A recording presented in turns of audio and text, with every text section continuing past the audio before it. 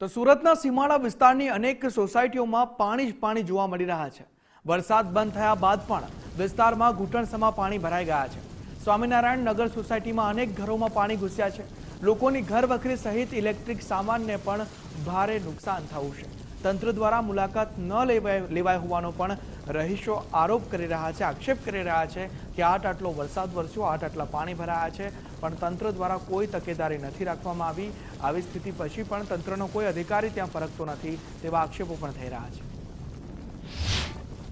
પાણી અહીંયા બહુ જ આવ્યું છે, બધું ગાડી, ટુ વ્હીલ, ફોર વ્હીલ અને 5-6 ફૂટ પાણી બધું પલ્લી ગયું છે। કોઈ આવ્યા નથી ખાવા પીવાનું કઈ દેવા કે પૂછવા। મ્યુનિસિપાલિટીના કોઈ માણસો આવ્યા નથી। ગાડી પલ્લી ગઈ, ઘરમાં બધાને નુકસાન, ટીવી ફ્રીજ બધા પલ્લી ગયા, ખાવાનું ન થયું, પાણી ન થયું, ઘઉં બધું પલ્લી ગયું છે। કાંઈ બધી નુકસાની થઈ છે, કાંઈ નાસ્તો કે કોઈ આવ્યા જ નથી પૂછવા। સુરતમાં વરસેલા ભારે વરસાદથી સુરતના ઠેર ઠેર વિસ્તારમાં હાલ પણ પાણી જોવા મળી રહ્યું છે। સવારથી મેઘરાજાએ વિરામ લીધું છે, પરંતુ ખાડીમાંથી ઓસરેલા પાણીએ સુરતવાસીઓની ચિંતામાં વધારો કર્યો છે। સુરતવાસીઓને ભારે નુકસાની કરી જોવા મળી રહી છે। આ સીમાડા વિસ્તારના શ્રી સ્વામિનારાયણ નગર વિસ્તાર જોઈ રહ્યા છો, જે શેરી મોહલ્લામાં પાણી દેખાઈ રહ્યું છે। લોકો પોતાના ઘરમાંથી પાણી કાઢી રહ્યા છે, લોકો ચિંતાતુર દેખાઈ રહ્યા છે, લોકોના ઘર વકરીને પણ ભારે નુકસાની થઈ છે। જો વાત કરવામાં આવે તો આ જે સ્થાન છે, જે ગઈકાલે 7 થી 8 ફૂટ ઉપરનું અહીંયા પાણી હતું, જે દુકાનદારોને ભારે નુકસાની થઈ છે, દુકાનના માલ સામાન નુકસાન થઈ છે, ઘર વખરીને સંપૂર્ણપણે નુકસાની થઈ છે। જો જોવા જઈએ તો લોકોને ભારે નુકસાનીનો સામનો કરવામાં આવી રહ્યો છે। જો વાત કરવામાં આવે તો મારી ચારે તરફ હાલ જોઈએ તો પાણી છે। 5 થી 6 ફૂટ સમથિંગ। અહીંયા એસએમસી ની ટીમ અથવા કે ચૂંટાયેલા પ્રતિનિધિઓ અહીંયા સેવામાં પાણી ઓસરવા માટે ચિંતા અહીંયા આવ્યા હતા। સુરેશભાઈ ધામેલિયા છે, આસપાસના વિસ્તારમાં દેખાણા છે, બાકી તો બીજા કોઈ હજુ સુધી મતલબ દર વર્ષે પાણી ભરાય છે આ રીતનું? હા, દર વર્ષે નીકળે છે। કાલે કેટલું પાણી હતું? કાલે 6 ફૂટ સમથિંગ। શું નુકસાની થઈ છે? મોબાઈલ, એસેસરીઝ, મતલબ મશીનરી, બાકી મતલબ બધાના કરિયાણા વેપારી છે, લોકોને સ્ટેશનરી વાળાને, બાકી આજે મતલબ કાપડના વેપારીઓ છે, મેડિકલ છે, આ બધાનો મતલબ ટોટલી લોસ થઈ ગયું છે। હાલ આ જે વરસાદ આવ્યો છે તે સુરતવાસીઓ માટે હાલ તો આફતનો વરસાદ સાબિત થઈ રહ્યો છે। આપ જોઈ શકો છો, નાના બાળકો હોય કે અહીંના જે રહેવાસીઓ હોય તે અવર જવર પાણીમાંથી કરી રહ્યા છે। કેટલાક લોકોની ગાડી પણ પાણીમાં બંધ થઈ જઈ રહી છે। ભારે હાલાકી સાથે અહીંથી લોકો પ્રસાર થઈ રહ્યા છે, માલ સામાનને પણ ઘણી નુકસાની થઈ રહી છે।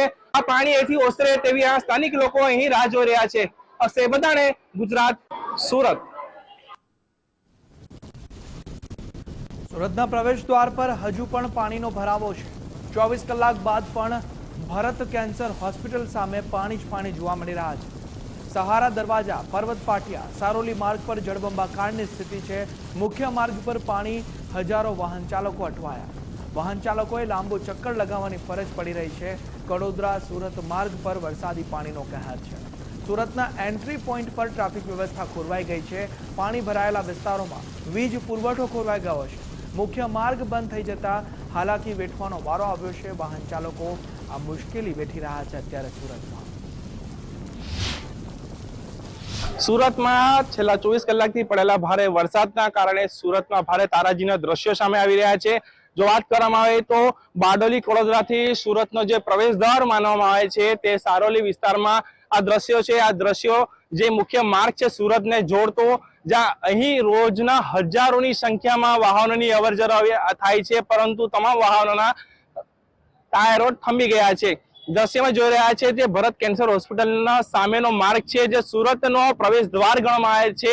એ પ્રવેશ દ્વાર પર જ પાણી ફરી વળ્યું છે, જેના કારણે હજારો વાહન ચાલકો અટવાયા છે, હજારો લોકોની અવરજવર અહીં અટકી પડી છે। જોઈ રહ્યા છે દ્રશ્યમાં જે ભરત કેન્સર હોસ્પિટલ છે, આ ભરત કેન્સર હોસ્પિટલમાં પણ પાણી ભરાઈ ચૂક્યું છે। એના બેઝમેન્ટ, એના પાર્કિંગ એરિયામાં પાણી ભરાઈ ચૂક્યું છે, જેના કારણે લોકો ભારે હાલાકીનો સામનો કરી રહ્યા છે। સુરત એ ધગધગતું, સુરતની આજે શ્વાસ થંભી ગઈ હોય એ રીતના દ્રશ્યો જોઈ રહ્યા છે। માર્ગો સન્નાટો છે, જેમ કે કોરોના સમયે જે રીતના માર્ગ સન્નાટો હતો એ રીતના માર્ગ સન્નાટો દેખાઈ રહ્યો છે। આખા માર્ગ પર કમરથી ઘૂંટણ સમા જેટલા પાણી દેખાઈ રહ્યા છે। લોકો પણ આ માર્ગથી જવા મજબૂર બન્યા છે કે પોતાના ઘરે જવું પડી રહ્યું છે, પોતાના કામ ધંધે સ્થાન પર જવા માટે લોકો મજબૂર બન્યા છે। પરંતુ આ માર્ગ પર છેલ્લા 24 કલાકથી આ રીતના દ્રશ્યો છે। આ સુરતના પ્રવેશદ્વાર માર્ગ પર જ પાણી ફરી વળતા સુરતવાસીઓની મુશ્કેલીમાં વધારો થયો છે। જે બાહ્ય લોકો સુરતમાં કામ અર્થે પ્રવેશ કરતા હોય છે તે લોકો પણ સુરતની બહાર હાલ તો અટવાયા છે। સુરત મહાનગરપાલિકાના તંત્ર દ્વારા ડાયવર્ઝન આપવામાં આવ્યું હોય છે, પરંતુ જે આ માર્ગ પર લોકો કામ ધંધા અર્થે આવતા હોય છે તે લોકો અટવાયા છે। સુરતના પ્રવેશ દ્વાર પર જ આ પાણી ભરાઈ જવાના કારણે માર્ગ તો બંધ થયો છે। અક્ષય બદાણે, ગુજરાત ફર્સ્ટ, સુરત।